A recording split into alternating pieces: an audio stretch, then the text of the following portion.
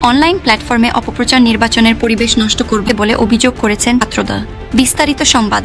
ঢাকা বিশ্ববিদ্যালয় কেন্দ্রীয় ছাত্র সংসদ ডাকসু নির্বাচন ঘিরে সামাজিক যোগাযোগ মাধ্যমে ঘৃণার বিষবাষ্প ছড়ানো হচ্ছে বলে অভিযোগ করেছেন ছাত্রদল সমর্থিত প্যানেলের সহকারী সাধারণ সম্পাদক এজিএস প্রার্থী তানভীর আল হাদি মায়েদ। তিনি বলেন, এর মধ্য দিয়ে ক্যাম্পাসের গণতান্ত্রিক নির্বাচনী পরিবেশকে বিঘ্ন হবে। আজ শনিবার বিকেলে বিশ্ববিদ্যালয়ের নবাব আলী চৌধুরী সিনেট ভবনের রিটার্নিং কর্মকর্তার কার্যালয়ের সামনে এক ব্রিফিংয়ে এই মন্তব্য করেন তানভীর আল হাদি।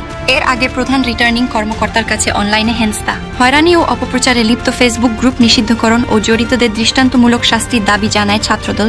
এ সময় ছাত্রদলের ঢাকা বিশ্ববিদ্যালয় শাখার সভাপতি গণেশ চন্দ্র রায়, সাধারণ সম্পাদক নাহিদুজ্জামান শিপন উপস্থিত ছিলেন। তানভীর আল হাদি মায়েদ বলেন, আমরা দেখছি মাঠের রাজনীতিতে পেরে না উঠে শিক্ষার্থীদের মন জয় করতে ব্যর্থ হওয়ার পর অনেকেই অনলাইন প্ল্যাটফর্মকে ব্যবহার করে অনেক সংগঠন ও ব্যক্তির বিরুদ্ধে অপপ্রচার চালাচ্ছেন।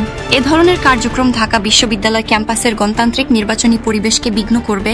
একাধিকবার বিশ্ববিদ্যালয় প্রশাসনকে অভিযোগ জানিয়েছি, আজকেও সেটির অগ্রগতি জানতে এসেছিলাম। ছাত্রদল সমর্থিত প্যানেলের এজিএস প্রার্থী বলেন, বিশ্ববিদ্যালয় প্রশাসন জানিয়েছে এই বিষয়ে তারা কাজ করছে নামে বেনামে। বিশ্ববিদ্যালয়ের নাম ব্যবহারকারী গ্রুপগুলোর মডারেটর বা অ্যাডমিন যারা আছেন তারা ক্যাম্পাসের শিক্ষার্থী হওয়া সত্ত্বেও শিক্ষকদের প্রতি যথেষ্ট সম্মানসূচক আচরণ করছেন না। তানভীর আল হাদি মায়েদ বলেন, শুধু ঢাকা বিশ্ববিদ্যালয়ের শিক্ষার্থীদের গণতান্ত্রিক অধিকার প্রতিষ্ঠার জন্য নয়, আমরা ভবিষ্যতে তাদের যে ভোটাধিকার সেটাও যেন তারা শতভাগ প্রয়োগ করতে পারে সেই ধরনের পরিবেশ বিশ্ববিদ্যালয়ের শিক্ষার্থীদের উপহার দিতে চাই।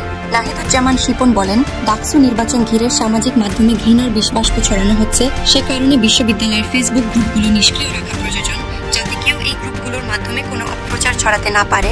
এই বিষয়গুলো নিয়েই আজকে অভিযোগ জানাতে এসেছিলেন। প্রার্থীদের নির্বাচন থেকে সরে দাঁড়ানোর বিষয়ে অধ্যাপক জসিম উদ্দিন বলেন, অনানুষ্ঠানিকভাবে যে কেউ সরে দাঁড়াতেই পারে, প্রার্থীদের স্বাধীনতা আছে।